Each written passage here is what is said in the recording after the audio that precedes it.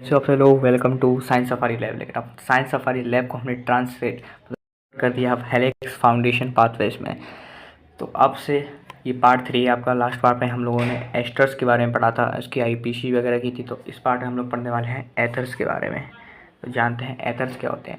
तो आज एस्टर्स का मैंने क्या बताया था, जब कार्बोक्सिलिक एसिड्स का जो हाइड्रोजन है उसको हम रिप्लेस कर देते हैं अल्काइल ग्रुप से, तो हमारा एस्टर बनता है। लेकिन जब हम एल्कोहल की हाइड्रोजन को रिप्लेस कर देते हैं अल्काइल ग्रुप से, देखिए व्हेन हाइड्रोजन ऑफ दूसरा कलर लेता हूँ मैं, ये देखिए, when hydrogen of an alcohol is replaced by alkyl group ether will be form. तो जब हाइड्रोजन को हम रिप्लेस कर देंगे अल्काइल ग्रुप से तो हमारा एथर फॉर्म हो जाएगा।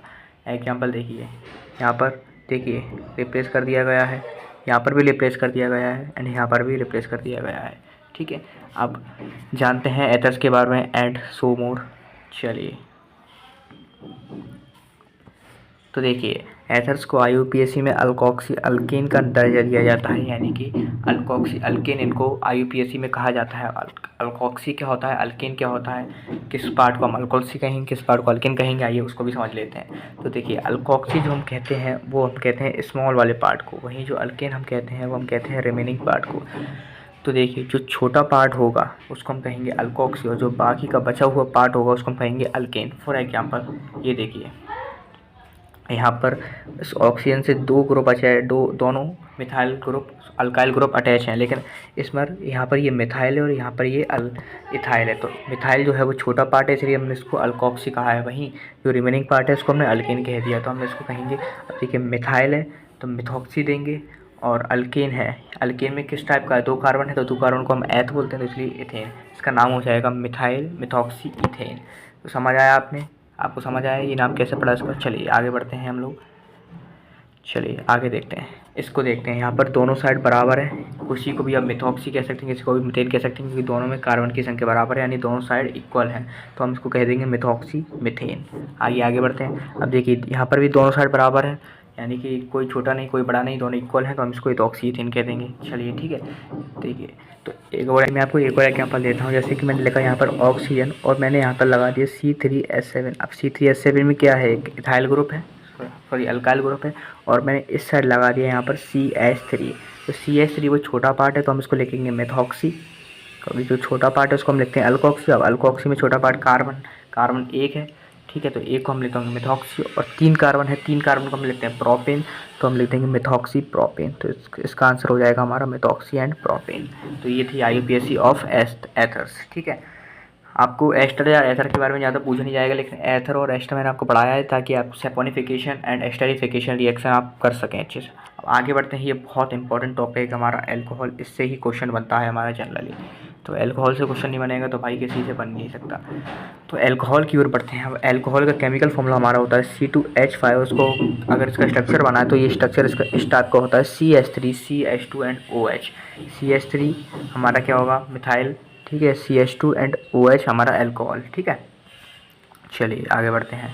आप देखिए इथेनॉल की जनरली बच्चे रट के जाते हैं, इसके कैरेक्टरिस्टिक वगैरह, मतलब कि इसकी पीयूजेस वगैरह रट के जाते हैं, लेकिन बोर्ड अब पिछले कुछ सालों से प्रॉपर्टीज़ को भी ध्यान दे रहा है, तो आपसे अब बोर्ड आपसे इथेनॉल की प्रॉपर्टीज़ से भी पूछ लेता है, इसलिए मैं आपको प्रॉपर्टीज़ भी पढ़ाने जा रहा हूँ। ठीक है, तो देखिए it is liquid at room temperature. Ethanol जो है, एल्कोहल जो है, इथेनॉल कहिए एल्कोहल कहिए, ठीक है, लेकिन एल्कोहल उसी का टाइप है। तो इथेनॉल जो है हमारा वो लिक्विड होता है रूम टेम्परेचर पर। इथेनॉल क्या होता है, लिक्विड, ठीक है, liquid at room temperature. Second देखिए, it has characteristic smell and burning taste. Characteristic smell ऐसी होती है जो पर्टिकुलरली स्मेल होती है, ठीक है, जो उसकी खुद की पर्टिकुलरली स्मेल होती है वो उसको हम कैरेक्टरिस्टिक स्मेल कहते हैं, जिसको आप ज़्यादा देर तक सूंघ नहीं सकते, आप ज़्यादा देर तक उसको स्मेल नहीं कर सकते। आपने बहुत से लोगों ने जो खांसी वगैरह की दवाई आती है, कफ सिरप वगैरह आते हैं, उसमें भी एल्कोहल वगैरह की स्मेल होती है। जो हम बोर्ड वाइट बोर्ड पर जो मार्कर चलाते हैं उसमें जो इंक डली रहती है उसकी भी कैरेक्टरिस्टिक स्मेल होती है, तो उस टाइप की स्मेल होती है हमारी एल्कोहल की। इट इज़ मिसिबल, मिसिबल माने होता है मिक्स होना, in water in all proportion. अब आप इसको वाटर में किसी भी प्रोपोर्शन में, किसी भी रेशो में उसको आप वाटर में मिक्स कर सकते हैं। ठीक है, अब देखिए यहाँ पर प्रिपरेशन ऑफ की जाती है इथेनॉल की। सबसे पहले कमर्शियल मेथड की बात करते हैं जो हम घर पर वगैरह बना सकते हैं, बाय हाइड्रोलिसिस ऑफ शुगर। तो शुगर की हम हाइड्रोलिसिस करते हैं देखिए कैसे करते हैं, शुगर या सुक्रोज कहते हैं। अब देखिए हमने शुगर ली C12H22O11, इसको आपका फॉर्मूला पता होना चाहिए। इसमें हमने हाइड्रोलिसिस यानी पानी का एडिशन करके हमने इसको तोड़ा है, ठीक है। अब हमने रिएक्शन को बढ़ाने के लिए एक एंजाइम चाहिए होता है जिसका नाम है इन्वर्टेज। तो इन्वर्टेज भाई साहब की हेल्प से हम क्या कर देते हैं, ग्लूकोज बनाते हैं एंड फ्रक्टोज बनाते हैं, ठीक है। चलिए आगे बढ़ते हैं। अब देखिए, अब ये जो ग्लूकोज या फ्रक्टोज हमने बनाया उसमें से हम फ्रक्टोज को लेंगे और जाइमेज जो कि ईस्ट में मिलता है हमें, जाइमेज एंजाइम की हेल्प से उसको हम तोड़ेंगे, C2H5 एंड CO2 उसकी निकल जाएगी। तो इथाइल अल्कोहल एंड इथेनॉल आपका यहाँ से फॉर्म हो गया है, ठीक है बच्चों। आगे बढ़ते हैं। सेकंड मेथड है हमारा भाई हाइड्रेशन ऑफ इथीन। इथीन का फॉर्मूला क्या होता है, एथ है यानी कि C2 और इन लगा है यानी कि क्या है, ये अल्कीन है। अल्कीन में क्या होता है, 2 कार्बन का डबल तो सिर्फ H4, तो C2H4 इसका आंसर हो जाएगा, ठीक है। चलिए अब देखते हैं, हमने इथीन लिया, इथीन का हाइड्रेशन कराया यानी कि पानी के साथ हमने इसको कराया। अब देखिए HOH लिखूंगा मैं इसको, HOH, यहाँ पर H पे प्लस है एंड OH पे माइनस है। अब देखिए क्या होगा, H प्लस यानी कि बेसिक मीडियम एसिडिक मीडियम हम इसको कराने वाले हैं। अब क्या होने वाला है, यहाँ से ये बॉन्ड टूटने वाली है और एक हाइड्रोजन ये रहेगा यहाँ पर, और वाटर का जो OH है वो यहाँ पर ऐड हो जाएगा। बॉन्ड टूटने के बाद वाटर का OH यहाँ पर ऐड हो जाएगा, तो ये आपका बनते आ जाता है, ठीक है। CH3CH2OH यहाँ पर आपका बन जाता है इथेनॉल। चलिए आगे बढ़ते हैं। अब केमिकल रिएक्शंस ऑफ इथेनॉल के बारे में पढ़ते हैं कि इथेनॉल कौन कौन सी केमिकल रिएक्शन देता है। उसके बाद बात करते हैं कंबशन की। जैसे कि मैंने आपको कंबशन रिएक्शन की वीडियो बना के रखी थी, तो उसमें मैं आपको होमवर्क में दिया था इथेनॉल का रिएक्शन कराने के लिए, कंबशन रिएक्शन कराने के लिए। आप में बहुत से लोगों ने करा भी होगा। चलिए आगे बढ़ते हैं। तो देखिए क्या क्या प्रोसेस रहता है कंबशन कराने के, जितने कार्बन उतने CO2 निकाल दीजिए एंड जितने हाइड्रोजन कितने 5 और 1 6 के आधे हैं, जितने हाइड्रोजन उसके आधे H2O निकाल दीजिए और हीट एंड लाइट को निकालने के बाद आप ऑक्सीजन को बैलेंस कर दीजिए, ठीक है। तो ये होती है हमारी कंबशन रिएक्शंस ऑफ इथेनॉल, ठीक है। चलिए आगे बढ़ते हैं। रिएक्शन में सोडियम के साथ जानते हैं। देखिए सोडियम पे प्लस चार्ज होता है, C2H5O पे माइनस और H पे प्लस। तो सोडियम जो है वो हाइड्रोजन को हटा देगा और C2H5ONA बना देगा, उसको आप सोडियम इथॉक्साइड बोलते हैं। और हाइड्रोजन अकेला नहीं निकलता, हाइड्रोजन H2 के फॉर्म में, गैस के फॉर्म में निकल जाएगा, ठीक है। चलिए आगे बढ़ते हैं। ऑक्सीडेशन बहुत इंपॉर्टेंट है। ऑक्सीडेशन का वही सेम लेंगे हम, कैटलिस्ट को KMnO4 एसिडिक और बेसिक मीडियम और K2Cr2O7 H+ मीडियम, ठीक है। आगे बढ़ते हैं। अब देखिए CH3CH2OH, इसमें से हम H2 को हटा देंगे, ठीक है। H2 को हटाने के बाद CH3CHO बचा। जैसे कि आपको बताया था मैंने ऊपर, जो हमने पढ़ा था ऑक्सीडेशन रिएक्शन जब हम पढ़ रहे थे स्टार्टिंग में ऊपर ऑर्गेनिक रिएक्शंस में, तो मैंने आपको इसी का एग्जांपल दिया था। तो हाइड्रोजन को हटा के यहाँ से COH कुछ होता नहीं है, CH होता है बेटा, इसीलिए हमने CHO लिखा है यहाँ पर। अब ये जो इतने स्ट्रॉन्ग होता है, ये जो कैटलिस्ट होता है इतना स्ट्रॉन्ग होता है कि इसको ये ऑक्सीजन भी ऐड कर देता है, तो CH3COOH बन जाता है, इथेनॉइक एसिड बन जाता है। तो कोई आपसे पूछे कि अल्कोहल का इथेनॉल का ऑक्सीडेशन कराने के बाद हमें क्या प्राप्त होता है, तो आप डायरेक्ट ही कह देंगे कि आपको इथेनॉइक एसिड प्राप्त होता है।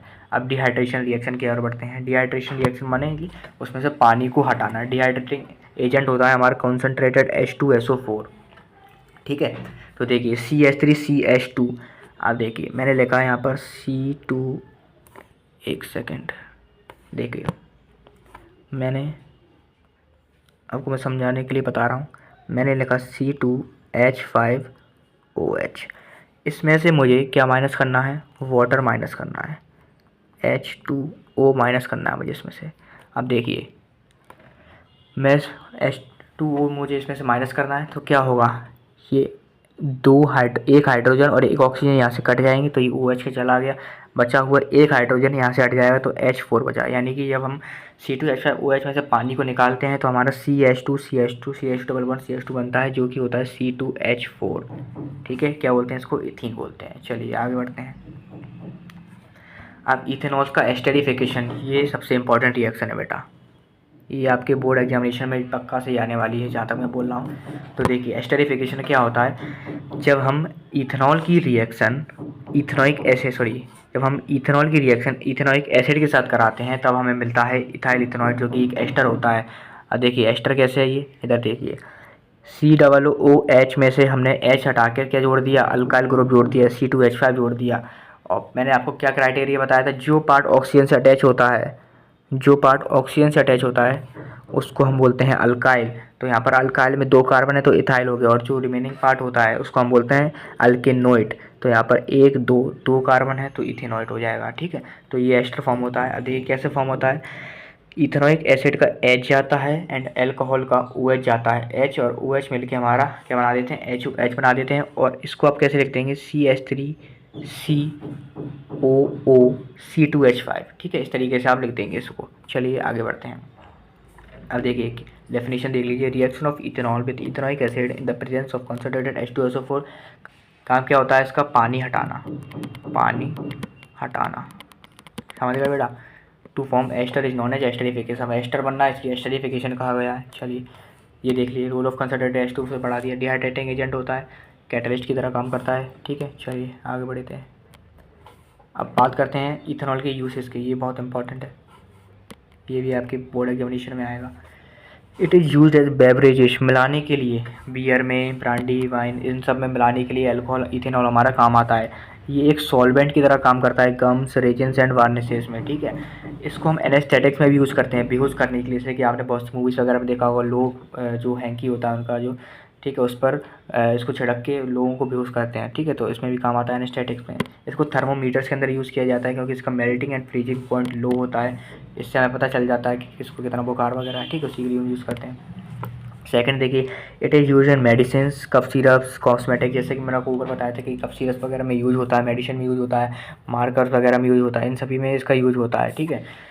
तो इसको आप हमेशा ये नहीं कह सकते कि अल्कोहल हमेशा बुरा होता है, इसका अच्छे की यूज़ के लिए यूज़ होता है, ठीक है। It is use as antiseptic, antiseptic जैसे कि टिंक्चर ऑफ आयोडीन बनाते हैं हम एंटीसेप्टिक में, जिसमें हम अल्कोहल प्लस आयोडीन का मिक्सर लेते हैं, अल्कोहल प्लस आयोडीन मिलकर हमारा टिंक्चर ऑफ आयोडीन बनाते हैं, ठीक है। इसमें से आपको कोई भी 3 रटनी है, मैंने लिख के रखा मेरे हैंड रिटन नोट्स, ठीक है। चलिए आगे बढ़ते हैं। अब देखिए इथेनॉइक एसिड की बात करते हैं। इथेनॉइक एसिड इसका कॉमन एसिड होता है, केमिकल फॉर्मूला इसका CH3COOH होता है। इसकी प्रिपरेशन कैसे की जाती है आइए उसको समझ लेते हैं। देखिए प्रिपरेशन इसकी, या तो आप ऑक्सीडेशन कराइए इथेनॉल को, जैसे कि हमने ऊपर पढ़ा था कि इथेनॉल को ऑक्सीडेशन कराने पर हमें क्या प्राप्त होता है, इथेनॉइक एसिड प्राप्त होता है। तो मैं रिएक्शन को बार बार बताने नहीं वाला, वही सेम क्राइटेरिया है। यहाँ से हाइड्रोजन जाएगा, 2 H2 जाएंगे और CH3CHO बनाएंगे, COH कुछ होता नहीं है, CH3CHO बनाएंगे, जिसको हम इथेनॉल बोलते हैं। इथेनॉल क्यों बोलते हैं, क्योंकि देखिए यहाँ पर अल्डिहाइड है, CHO क्या होता है, अल्डिहाइड, ठीक है। और यहाँ पर 2 कार्बन है इसलिए एथ लिखा, और ये अल्डिहाइड है इसलिए अल लिखा, सिंगल बॉन्ड है इसलिए इथेनॉल लिखा, ठीक है। अब देखिए ये फंक्शनल ग्रुप है जो कि मैंने आपको सेकंड पार्ट में पढ़ाया हुआ है, फंक्शनल ग्रुप की लिंक और डिस्क्रिप्शन में दे दूंगा मैं आपको, ठीक है। अब देखिए KMnO4 बहुत अच्छा ऑक्सीजन वो होता है, ठीक है, एजेंट होता है, कैटलिस्ट होता है, तो वो ऑक्सीजन ऐड कर देगा इसमें, CH3COOH बना देगा, इथेनॉइक एसिड बना देगा। चलिए बेटा आगे बढ़ते हैं। दूसरी चीज़ आप इसका एस्टर का भी वो कर सकते हैं, हाइड्रोलिसिस। एस्टर में से आप पानी जोड़िए, ठीक है, और क्या करिए, हाइड्रोलिसिस करिए एस्टर का, break down of ester in presence of water, ताकि पानी की प्रेजेंस में एस्टर का ब्रेक डाउन करने वाले हैं। अब देखिए इथाइल इथेनॉइड जो हमने ऊपर बनाया था, कैसे बनाया था, एस्टरिफिकेशन रिएक्शन में उसको बनाया था हमने, और उसके साथ हम पानी जोड़ दिया है, तो देखिए इथेनॉइक एसिड बन गया और हमारा इथेनॉल बन गया, ठीक है। तो जो एस्टर की एस्टरिफिकेशन रिएक्शन होती है वो हमारी दोनों साइड हो सकती है, यानी कि उसको हम कैसे लिखेंगे, ऐसे इस टाइप से लिखेंगे एस्टरिफिकेशन रिएक्शन को, ठीक है बेटा। देखिए इस टाइप से लिखते हैं, यानी कि आगे बढ़ते हैं हम।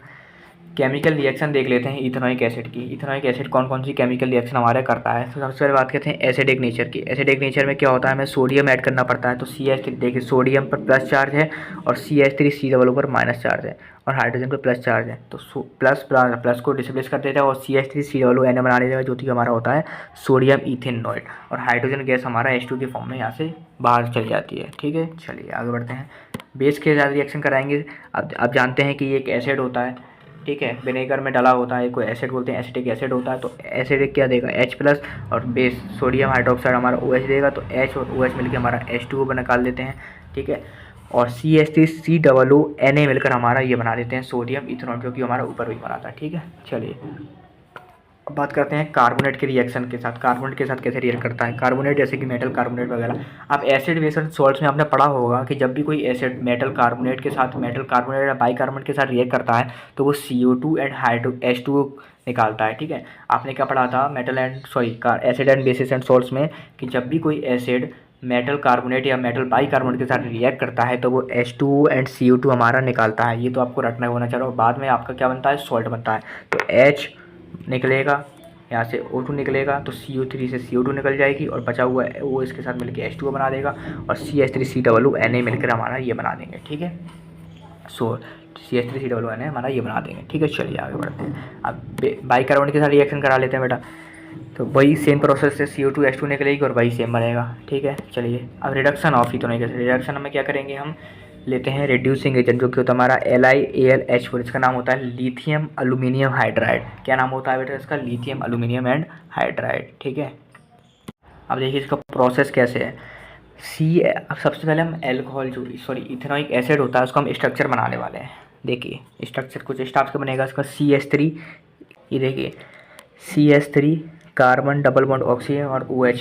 क्या बताया था मैंने आपको, इथेनॉइक ओइक एसिड का स्ट्रक्चर कैसा होता है, COH and double bond O, इस टाइप का बताया था। और यहाँ पर CH3 लग जाएगा बचा हुआ, तो इस टाइप का इसका स्ट्रक्चर बनता है। ठीक है, अब देखिए क्या होता है, H4 4 हाइड्रोजन है, 4 में से ये बॉन्ड टूट जाएगी, यहाँ से ये बॉन्ड टूट जाएगी तो OH बचा है यहाँ से, और H इसमें एक ऐड हो जाएगा और 2 हाइड्रोजन यहाँ ऐड हो जाएंगी, एक हाइड्रोजन यहाँ ऐड हो जाएगा। तो क्या बन जाएगा हमारा CH3 CH2 OH इथेनॉल बन जाएगा। दोबारा बताऊँ मैं आपको, अगर आपको समझ ना आई हो तो दोबारा बताने वाला हूँ मैं आपको। देखिए सबसे पहले हमने का स्ट्रक्चर बनाया।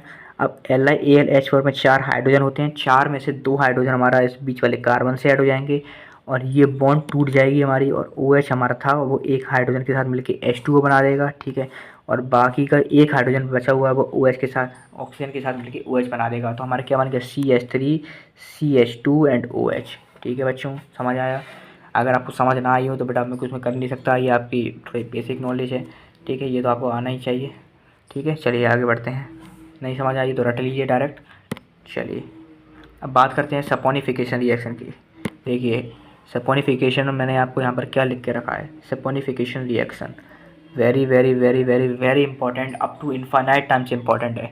ठीक है बेटा, इसमें क्या होता है, हमारा जो एस्टर होता है उसका हम रिएक्शन कराते हैं बेस के साथ। तो एस्टर की रिएक्शन हम कराते हैं किसकी, बेस के साथ। देखिए ये हमारा एस्टर है, क्या नाम बताया था मैं इसका, ethyl ethyl ethanoid, ethyl ethanoid, ethyl ethanoid. ठीक है, नाम क्या होता है इसका, इथाइल इथेनॉइड।